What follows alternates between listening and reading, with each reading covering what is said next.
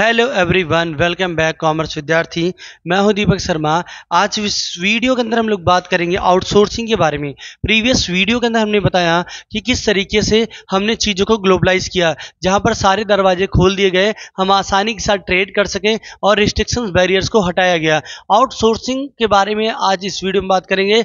Outsourcing क्या होता है? आउटसोर्सिंग इन द सेंस, देखो, आउट सोर्स दो वर्ड को अगर अलग अलग एक ही वर्ड को दो पार्ट में करते हैं।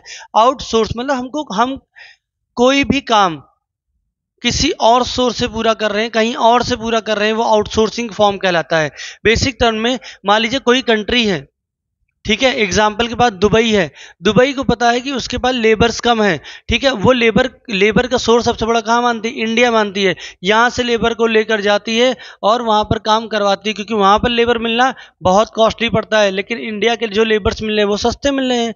तो दुबई यहाँ से उठा रही है, सऊदीया यहाँ से उठा रही है, ठीक है, लेबर्स उठा रही है, क्योंकि पता है भारत के पास क्या है, लेबर ज़्यादा है, ठीक है, पॉपुलेशन भीड़ बहुत ज़्यादा है, लेबर भी यहाँ पर ज़्यादा है और कॉस्ट वहाँ पर अच्छी मिल रही है, इसलिए लोग ज़्यादातर वहाँ पर शिफ्ट हो जाते हैं। बेसिक टर्म में ये आउटसोर्सिंग का ही काम है। जैसे कोई कंपनी है, कोई इंडस्ट्री है, ठीक है, वो अपना काम इंडिया के अंदर कर रही है, लेकिन उसका कुछ ऐसा, जैसे कॉल सेंटर चलाना है या मान लीजिए, ठीक है, मार्केटिंग करना है, वो अपना सेटअप यहाँ पर ना लगाकर वो किसी और कंट्री से उस चीज़ का प्रमोशन करा रही है, मार्केटिंग करा रही है, कॉल सेंटर के थ्रू एडवर्टीजमेंट कर रही है। ये भी हमारा क्या है? आउटसोर्सिंग कहलाता है। ठीक, क्लियर? आउटसोर्सिंग सिंपल डिफिनेशन में बात करते हैं sir.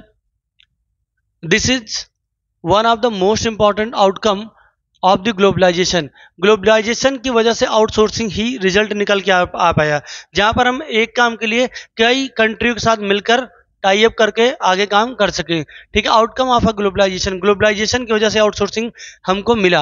Under this company hire the regular services from the external source, bracket में बताया मोस्टली फ्रॉम अदर कंट्री। ज़्यादातर हम दूसरी कंट्री से, ठीक है, रेगुलर सर्विसेज के लिए अगर किसी को हायर करते हैं, वो हमारा क्या कहलाता है? आउटसोर्सिंग कहलाता है। जहाँ पर अपने किसी रेगुलर काम को करने के लिए किसी और कंट्री को हायर करते हैं, वो आउटसोर्सिंग कहलाता है।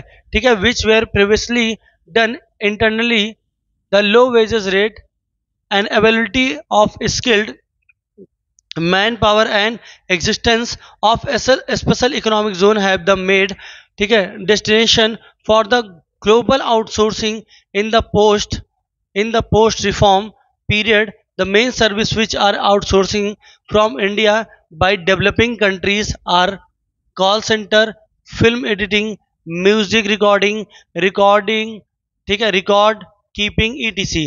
इन सारे कामों के लिए क्या है कि आउटसोर्सिंग करती है ज़्यादातर इंडिया। ठीक है, बेसिकली क्या है आउटसोर्सिंग के अंदर, ठीक है, जैसे फिल्म की एडिटिंग, मतलब जो वीडियोस बन रही हैं इनकी एडिटिंग के लिए किसी और कंट्री के साथ मैंने फिल्म इंडिया में शूट की, लेकिन एडिटिंग टीम हमारी USA में काम करती है, ठीक है, तो उसके साथ मिलकर हम काम करें। ये आउटसोर्सिंग है, जहाँ पर हम अपने रेगुलर सर्विसेज को किसी और कंट्री के साथ टाई अप करके किसी और कंट्री में सेटअप लगाकर या किसी के पास सेटअप है उससे काम कराकर हम अपने वर्क को आगे बढ़ा रहे हैं, वो हमारा आउटसोर्सिंग कहलाता है। आउटसोर्स का मतलब ये होता है कि खुद की कंट्री से ना होकर किसी और कंट्री के साथ मिलकर या किसी और कंट्री को काम देकर, ठीक है, हम काम को आगे बढ़ा रहे हो, ये हमारा आउटसोर्सिंग कहलाता है। ठीक, अब बात करते हैं special economic zone, SEZ। Special economic zone का मतलब क्या होता है? लोग बोलते हैं ना, आप अपने जोन में जाके काम करिए, आप अपनी स्ट्रेंथ पे काम करिए। तो उसी तरीके special economic zone at the time of 1991 reform के दौरान बनाया गया। इसका स्पेशल इकोनॉमिक जोन का पर्पज ये था सर, बेसिक टर्म में, कि हम चाह रहे थे जिन एरियाज का डेवलपमेंट नहीं हो पा रहा उनको स्पेशल इकोनॉमिक जोन में रखा जाए, जिसकी वजह से हम उस एरिया का डेवलपमेंट कर सकें। ठीक है, जैसे कोविड स्पेशल जोन बनाया गया था, अगर याद हो आपको, ठीक है, कि इस मोहल्ले में कोविड स्पेशल जोन, मतलब यहीं पर जो है क्या, कोविड के पेशेंट आपको सारे इकट्ठे किए जाएंगे, जितने कोविड वाले हैं सबको इकट्ठे करना है, यहीं पर हम क्या करेंगे, इनको क्वारंटीन करेंगे। Same condition special economic zone के लिए भी है, जिनका डेवलपमेंट नहीं हो पा रहा है, जिन एरियाज का डेवलपमेंट नहीं हो पा रहा है, उनको स्पेशल इकोनॉमिक जोन के तहत रखकर उनको डेवलप किया जाए। ठीक है, स्पेशल इकोनॉमिक जोन में गवर्नमेंट ने क्या किया है, जैसे ग्रामीण क्षेत्र थे, ग्रामीण क्षेत्र का डेवलपमेंट नहीं हो पा रहा था, इसलिए गवर्नमेंट ने क्या किया, जितनी इंडस्ट्रीज लगनी थी उन सारी इंडस्ट्रीज को कहाँ ढकेला, ग्रामीण क्षेत्रों की तरफ। बताया आप 5 साल काम करिए, आपको टैक्स नहीं देना पड़ेगा, आप हमारे साथ काम करिए, आपको किसी तरीके का टैक्स नहीं देना होगा, आपको लो कॉस्ट रॉ मटेरियल सस्ते दामों में मिल जाएंगे, लो कॉस्ट पे आपको लेबर मिल जाएंगे। इन सारी चीज़ों की सुविधाएं दी गई स्पेशल इकोनॉमिक जोन के तहत। ठीक है, इंडस्ट्रीज प्रोवाइड करने में रोड, सड़क, ट्रांसपोर्टेशन की सुविधा स्पेशल इकोनॉमिक जोन में आने वाले एरियाज को प्रोवाइड किए गए, जिसकी वजह से नई नई इंडस्ट्रीज लग सके। ठीक है, basically it is an economic zone which was establish by the government of India for the industrial development. Government of India ने इंडस्ट्रियल डेवलपमेंट के लिए स्पेशल इकोनॉमिक जोन को तैयार किया।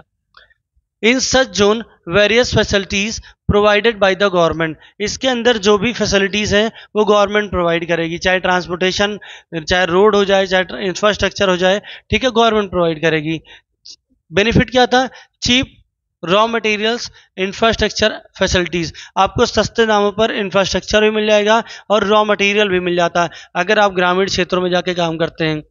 5 ईयर टैक्स फ्री प्लान, 5 साल तक आपको किसी तरीके के टैक्स देने की जरूरत नहीं है। 5 साल बाद आप टैक्स देंगे भी तो डिमिनिशिंग रेट पे आप टैक्स देंगे।